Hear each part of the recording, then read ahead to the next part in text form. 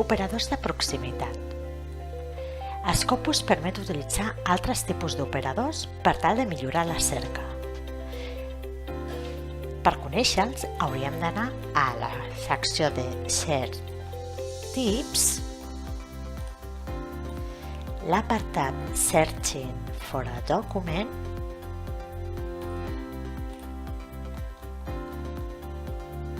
buscar la secció d'operadors, on surten també els operadors de proximitat, i anar a buscar els operadors de proximitat. Aquí trobem informació sobre el seu funcionament. Tenim dos operadors de proximitat. La barra N indica el nombre de paraules de distància que separaran els termes que posem a la caixa de cerca i que apareixeran després en el registre bibliogràfic. La diferència entre aquests dos operadors resideix en que el W barra no manté l'ordre exacte amb el qual hem posat els termes a la caixa de cerca, mentre que l'altre sí que manté aquest ordre. Veiem un exemple. Tornem a Scopus. Si en la cerca d'Internet of Behaviors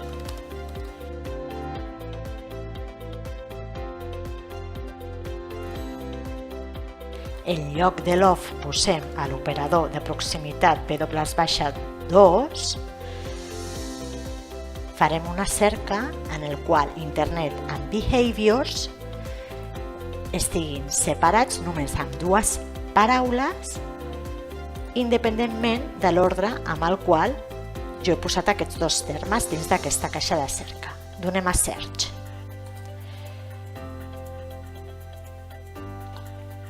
Veiem el nombre de resultats és bastant elevat, perquè es tracta d'una cerca exhaustiva. Donem una ullada als resultats.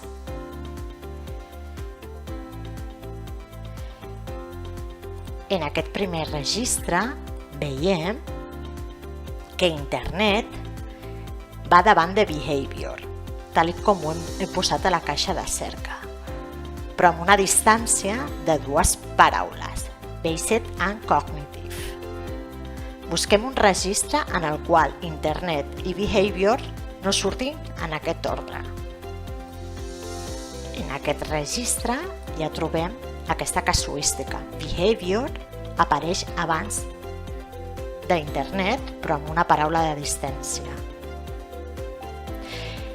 Anem a veure què passa si canviem d'operador i posem el pre.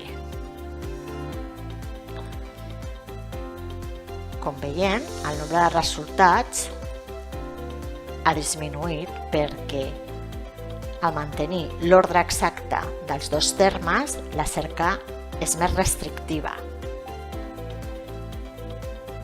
En aquest cas, ens recupera el mateix registre perquè continua mantenint la casuística de les dues paraules entre els dos termes. Però aquí no hauria d'aparèixer cap dels registres amb els termes invertits.